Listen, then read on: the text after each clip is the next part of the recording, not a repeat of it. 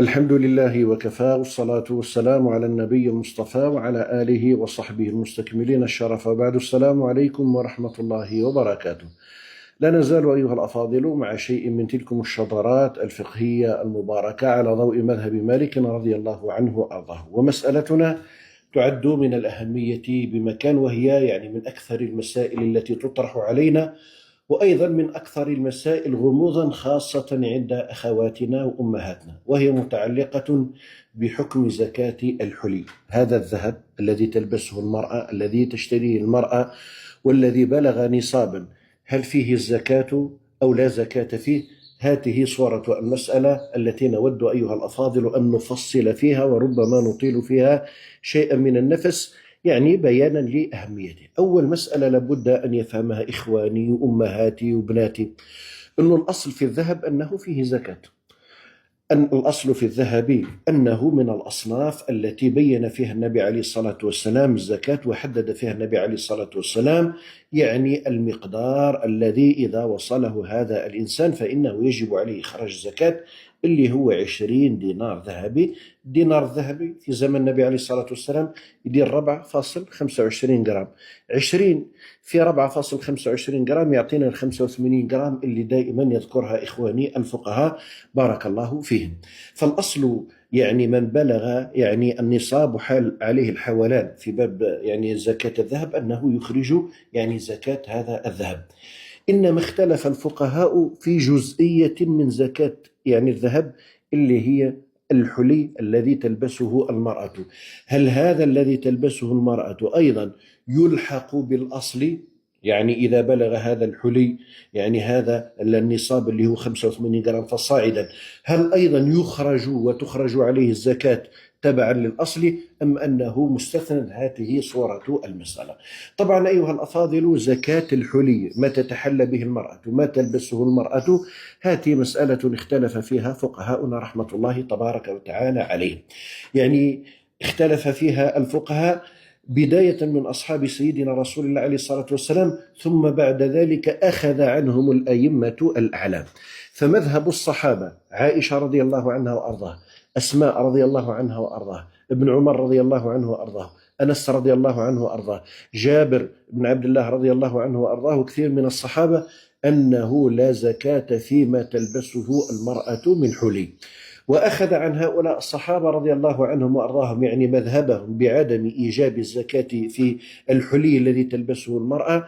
أخذ عنهم مالك رضي الله عنه وأرضاه، الإمام أحمد رضي الله عنه وأرضاه، إسحاق بن راهويه رضي الله عنه وأرضاه، وهو مذهب الشافعية، وهو المعتمد عندهم كما صرح بذلك الإمام النووي الشافعي رحمة الله عليه في المجموع.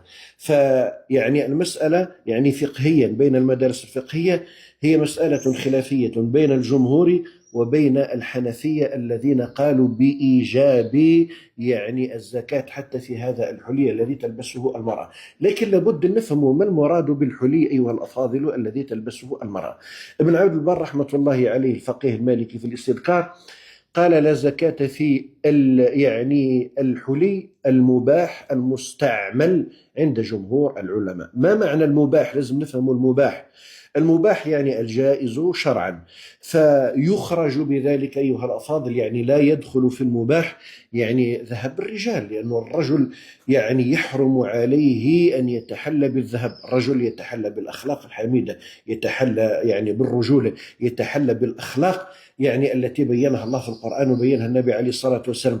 أما أن يلبس الذهب فإنه محرم عليه جملة وتفصيلا. فلما نقول المباح أنه هذا الذهب الذي يلبسه هذا الرجل للأسف الشديد، وإن كان لباسه له يعد محرما، فإن كان هذا الذهب قد بلغ نصابا فإنه تجب فيه الزكاة. وأيضا فيه أيضا حتى من الذهب الذي لا يجوز حتى للمرأة أن تتخذه وأن يدخل في الحلي، وهو الذي ذكره الفقهاء رحمة الله تبارك وتعالى عليهم في مسألة يعني المكحلة والمرود، يعني تلك الآنية هكذا التي يوضع فيها يعني الكحل، والمرود هو التي تكتحل به المرأة، والمشط والمدية والأواني الذهبية والفضية، سواء للاستعمال أو للادخار. كثير يعني خاصة كثير من البيوت القديمة كانت عندهم يعني الأواني الفضية، الملعقة والكأس يعني وهكذا. هذه الأصل فيها أيها الأفاضل أنه يحرم على الإنسان أن يستعملها للأكل والشرب أو أن يدخرها أيضا، وهذا هو مذهب مالك رحمة الله تبارك وتعالى عليه. فقد روى الإمام البخاري ومسلم في صحيحيهما من حديث أم سلمة، وفيه أن النبي عليه الصلاة والسلام قال: الذي يشرب في إناء الفضة إنما يجرجر في بطنه نار جهنم. فالأصل وإن كانت محرمة يعني الاستعمال أو الادخار، إلا أنه يجب فيها الزكاة إذا كانت بالغة للنصاب. لما نقولوا يعني هذا المباح، لما نجي نقولوا المستعمل، أي الذي تلبسه المرأة عادة للزينة. أما إذا كانت تكتنزه لعاقبة الزمان يعني أو للاتجار أو للتربح فإنه فيه زكاة. وهنا نبين واحد المسألة، إنه كثير من أمهاتنا ونسائنا تقول لك الذهب بالأصل فيه شريته باش نلبسه، شريته الأعراس ونلبسه كذا في المناسبات، لكن تقول لك أيضا يعني لو تحدث حاجة، لو تصر حاجة إني نبيعه، يعني نبيعه يعني لعاقبة الزمان. طبعا طالما نقولوا نحن، طالما إنه الأصل الأول، إنه المقصد الأصلي من هذا الذهب اللي شريته أختي وبنتي ويما، إنه شريته لأجل أن تتزين به باش تلبسه في المناسبات، هذا هو الأصل الأول، فإنه لا زكاة فيه. ولو كانت أيضا في نيتها أنه في حال حدوث الله لا يقدر يعني شيء من نوائب الدهر فإنها تبيعه، هذه النية لا يسلم منها ذهب، لأنه لا يتصور أن المرأة هذه عندها ذهب شريته يعني لأجل الزينة، وأنها تحدث لها شيء من نوائب الدهر تحتاج باش تبيع تشتري دار، ولا حدث لها شيء من مرض، أكيد أنه رايحة تبيعه. لكن طالما قلت أنه الأصل الأول أنه مقصدها في الذهب هذا أنها تريد أن تتجمل وأن تتحلى به وأن تلبسه يعني على سبيل العادة، فإنه لا زكاة فيه. ولو كانت في نيتها على سبيل التبعية أنها في حال يعني عاقبة الزمان أنها تخرجه وتبيعه. قلت فهذا الذهب الذي نتحدث عنه أن يكون للمرأة، أن يكون مباحا، وأن تستعمله المرأة أصالة على سبيل الزينة. هذا هو الذهب الذي قال فقهاء المالكية والشافعية والحنابلة وغيرهم أنه لا زكاة فيه، وأصالة أخذوا عن أصحاب رسول الله صلى الله عليه وآله وصحبه وسلم. الفائدة الثانية في مسألة ما استدل به يعني فقهاءنا رحمة الله تبارك وتعالى عليهم في إخراج زكاة الحلي من أصل الزكاة، وقالوا أن يعني من أصل زكاة الذهب، وقالوا أن الحلي يستثنى من زكاة الذهب أنه لا زكاة فيه. أخذوا بعدة أدلة، من تلكم الأدلة أخذوا بما يسمى بالبراءة الأصلية. البراءة الأصلية يعني براءة الذمة من لزوم الأحكام. قالوا أنه لا يثبت في إيجاب زكاة الحلي اسمع حديث صريح مرفوع ولا موقوف عن النبي عليه الصلاة والسلام، لا يثبت في إيجاب يعني زكاة الحلي حديث صريح يعني هكذا صريح من النبي عليه الصلاة والسلام، لا يحتاج إلى تأويل، إنما دلالته دلالة صريحة على عدم إيجاب يعني الزكاة في هذا الحلي الذي تتحلى به المرأة. بل قالوا إنما ثبت عن أصحاب النبي عليه الصلاة والسلام عن 5 على الأقل من الفقهاء يعني بعدم إيجاب الزكاة في الحلي الذي تلبسه المرأة، اللي هم عائشة وأسماء وابن عمر وأنس وجابر رضي الله عنهم وعن سائر أصحاب رسول الله صلى الله عليه وآله وصحبه وسلم. هذا يفهم منه أنه لو كان فيها يعني دليل صريح عن النبي عليه الصلاة والسلام لما اختلف أصحاب رسول الله عليه الصلاة والسلام، بل السواد العظيم على أنه لا زكاة في الحلي الذي تلبسه المرأة. أيضا من الأدلة قالوا أنه الزكاة، علة الزكاة هي النماء. إيش معناها النماء؟ أي بمعنى أن الزكاة إنما تجب في المال النامي. إيش معناها المال النامي أو المعد للنماء؟ هو المال الذي يعني يبتغي به الإنسان الزيادة والكثرة، نحب نتاجر به باش نزيد يعني يكثر الإنسان من ماله. والحلي ليس يعني يدخل في هذا الضابط، يعني لا يراد به النماء ولا يراد به التجارة، إنما خرج يعني النماء يعني بصناعته وبصياغته يعني حليا تلبسه المرأة ويستعمل وينتفع يعني به في هذه المناسبات، قالوا فلا زكاة فيه. أي يعني لما قالوا أنه علة الزكاة يعني هي النماء، هذه العلة يعني مفتقدة ومفتقرة في هذا الحلي الذي تلبسه المرأة.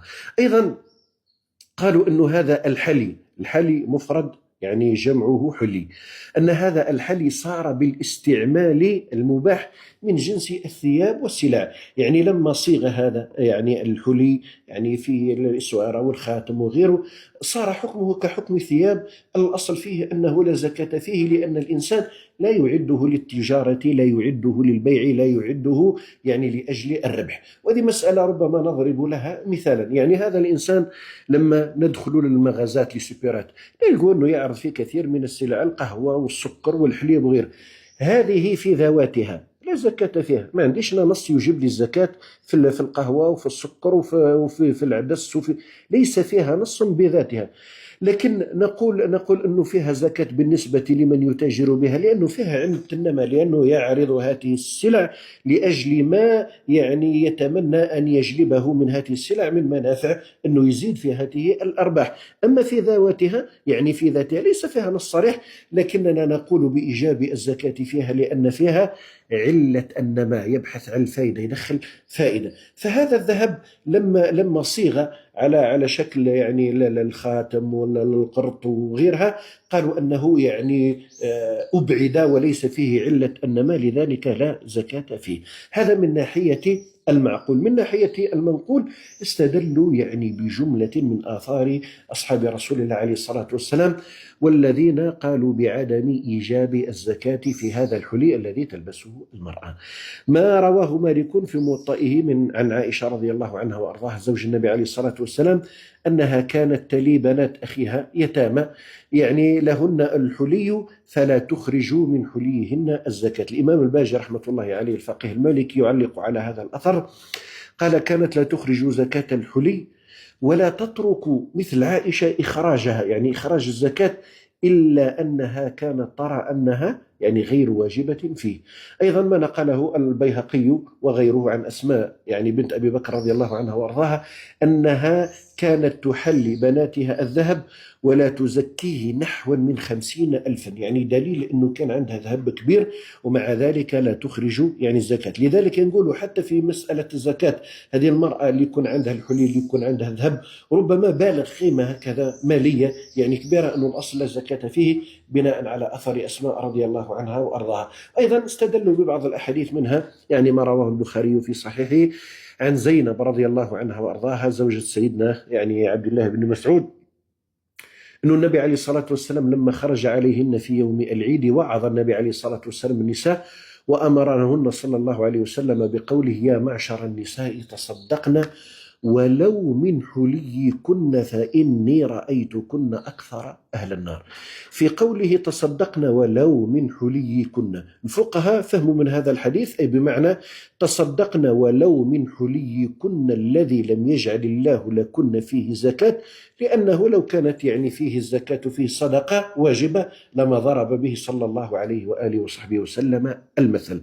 طبعا هذا الذي ذكرناه أيها الأفاضل حتى يعني نبين شيء هكذا من أدلة فقهائنا رحمة الله تبارك وتعالى عليه. هذه هي الصورة الأولى. لكن فيه إشكالية أيها الأفاضل، أنه نقول نحن أنه الأصل يعني لا زكاة في الحلي إلا ما يستثنى أيها الأفاضل، وهذه هي الجزئية هي التي يغفل عنها للأسف الشديد حتى كثير من يعني ممن تحدثوا في هذا الموضوع، أو حتى يعني للأسف الشديد فيما نراه فيما نقرأه فيما نسمعه في شيء من الدروس، أنه هذه الجزئية الهامة أرجو من إخواني أخواتي خاصة الأئمة أن يتنبهوا لها جيدا. نقول نحن القاعدة لا زكاة في الحلي الذي تلبسه المرأة إلا في بعض الأحوال. هذه الأحوال هي التي أذكرها: إذا تهشم الذهب بحيث لا يمكن إصلاحه إلا بسبكه ثانيا. هذه المرأة عندها ذهب تكسر لها تكسيرة كبيرة، مش تكسر، يعني فرق بين التكسر وفرق بين التهشم عند فقهاء المالكية. نقولوا التكسر هذه المرأة يعني تلبس في هذه الاسورة أو ما يسمى يعني بالجرومات، تكسرت لها هكذا، هذا نسموه التكسر. تهشم يعني أنه ضابطه يعني تهشم بحيث لا يمكن إصلاحه إلا بإعادة سبكه. إيش معنى بإعادة سبكه؟ أنه هذا الذهب لما تكسر المرأة هذه يعني لا يمكن إصلاحه إلا بإعادته، يعني يعاود صهره من أول وجديد، يعاود يعني ذوبوه ويعاودوا يخدموه مرة أخرى، وربما يضاف له ذهب آخر. فهذا الذهب إذا تهشم بحيث لا يمكن إصلاحه إلا بإعادته وكان بالغا للنصاب فإن فيه الزكاة عند فقهاء المالكية. هذه واحدة. اثنين، إذا تكسر بحيث لم يتهشم. التكسر انه ربما يعني ينقطع هكذا ويعني يسهل على الصائغ اصلاحه. فاذا تكسر بحيث لم يتهشم، هذه واحده، وامكن اصلاحه بدون سبك جديد، ما نحتاجش اني نعاود نذوب من اول وجديد وربما نزيد له الذهب ونعاود صياغته، لا، ربما هذا الانسان يحتاج الى شيء من اعادته. يقول لك نروح نخدم ونسوديه برك عند الذهاب. فاذا تكسر بحيث لم يتهشم وامكن اصلاحه بدون سبك جديد ولم ينوي صاحبه اصلاحه، هذا الذهب عنده الهيه مكسر وما تهشمش، ويعني يقادر أنه يخدم هذا الإنسان بدون ما يعاوده من أول وجديد، لكن هو ما عندوش نية إصلاحه، وكان هذا الذهب بالغا للنصاب فإن فيه الزكاة عند فقهاء المالكية.